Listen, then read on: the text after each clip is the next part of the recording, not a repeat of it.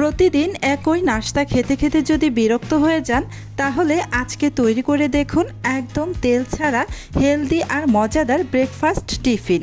খুব অল্প উপকরণ আর কয়েক মিনিটেই তৈরি হয়ে যাবে নরম, টেস্টি আর পেট ভরানো একটা নাস্তা, যা বাচ্চা থেকে বড় সবাই খুব পছন্দ করবে। চলুন তাহলে আজকের রেসিপি শুরু করি। প্রথমেই একটি ছোট বাটির মধ্যে একটি ডিম ভেঙে কাঁটা চামচের সাহায্যে খুব ভালোভাবে ফেটিয়ে নিচ্ছি। এবার ডিমটাকে একটা সাইডে রেখে দিয়ে অন্য একটি পাত্রের মধ্যে হাফ কাপ পরিমাণ সুজি দিয়ে দিলাম। এখন দিয়ে দিচ্ছি টক দই। আমি যতটুকু সুজি নিয়েছি ঠিক ততটাই এখানে টক দই দিয়ে দিচ্ছি।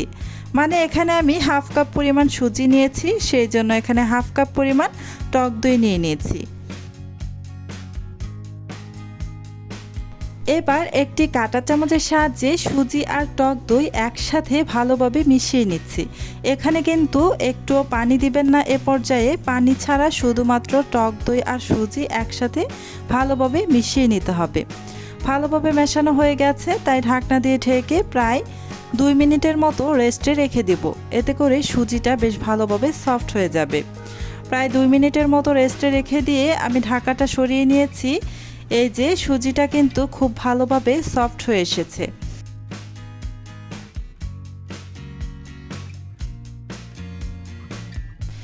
এবার এখানে দিয়ে দিব স্বাদ অনুযায়ী লবণ,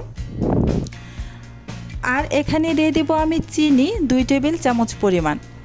অনেকে আবার বলতে পারেন যে চিনি ব্যবহার করেছি, এটা আবার হেলদি খাবার হলো নাকি। আপনারা চাইলে যারা একদম হেলদি চান ওনারা কিন্তু এখানে চিনিটা একদমই স্কিপ করতে পারেন, তবে আমি দিয়ে দিয়েছি, আমার বাচ্চারা একটু মিষ্টি খাবার পছন্দ করে। এবার দিয়ে দিলাম এখানে হাফ কাপ পরিমাণ ময়দা আর একটি ডিম। আমি যে ডিমটা ফেটিয়ে রেখেছিলাম সেই ফেটানো ডিমটা দিয়ে দিলাম। দিয়ে এবার খুব ভালো করে প্রথমে মিশিয়ে নিচ্ছি।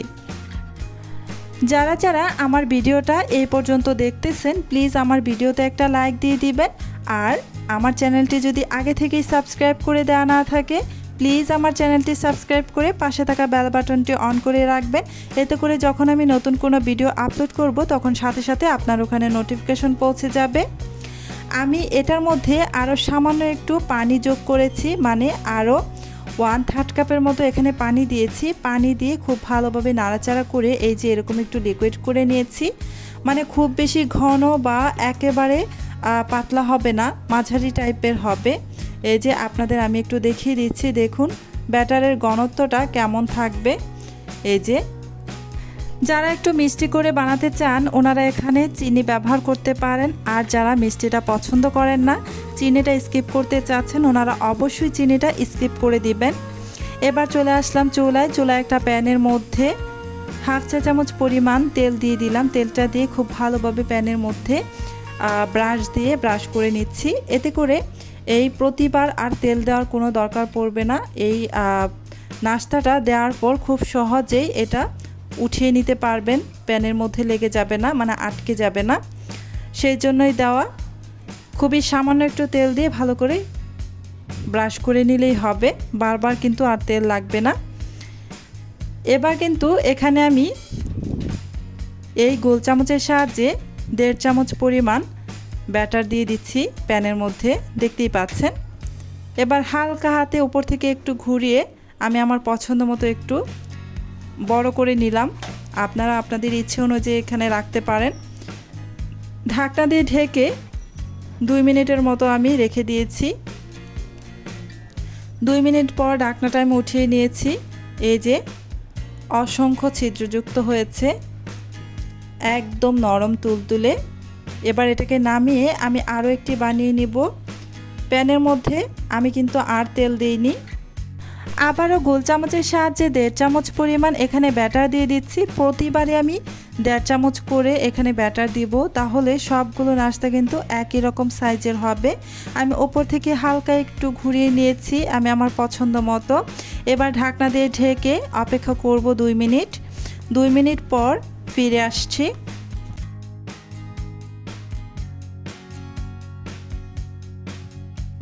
2 মিনিট পর ঢাকাটা আমি সরিয়ে নিয়েছি। এই যে দেখুন খুব সুন্দরভাবে কিন্তু এটা হয়ে গেছে। এটা কিন্তু উল্টানোর প্রয়োজন নেই, এভাবে আমি উঠিয়ে নিব। এই যে দেখুন অসংখ্য ছিদ্রযুক্ত হয়েছে আর খুব সুন্দর ফুলকো হয়েছে। এটা উঠিয়ে নিয়ে আবারও এখানে আরও 1.5 চামচ পরিমাণ ব্যাটার দিয়ে দিচ্ছি। আরও একটি বানিয়ে আপনাদের দেখিয়ে দিব। চুলার আঁচ কিন্তু একেবারেই মিডিয়ামে রাখতে হবে, খুব বেশি আঁচে বা একদম লো আঁচে রাখা যাবে না, মিডিয়াম আঁচে রেখে কিন্তু এটা বানাতে হবে। এই যে 2 মিনিট পর ঢাকাটা সরিয়ে নিয়ে এবার এই যে কিভাবে হয়েছে সেটা বোঝার একটু টেকনিকটা হচ্ছে যে হাত দিয়ে আঙ্গুল দিয়ে উপর থেকে এভাবে চাপ দিয়ে দেখবেন হাতের মধ্যে লেগে আসছে কিনা। যদি লেগে না থাকে তাহলে বুঝে নেবেন কিন্তু এটা হয়ে গেছে। যেহেতু এটা দেখতে অনেকটা সাদা, তাই এটা কিন্তু বোঝা যায় না হয়েছে কিনা চোখে দেখে, তাই হাত দিয়ে একটু হালকা একটু দেখে নেবেন। এই যে সবগুলো কিন্তু আমি বানিয়ে নিয়েছি।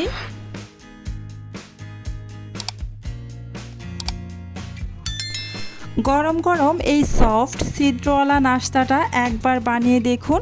নারিকেলের চাটনি বা ঝাল বোনার সাথে খেতে এতটাই মজা লাগবে যে সবাই বারবার চাইবে।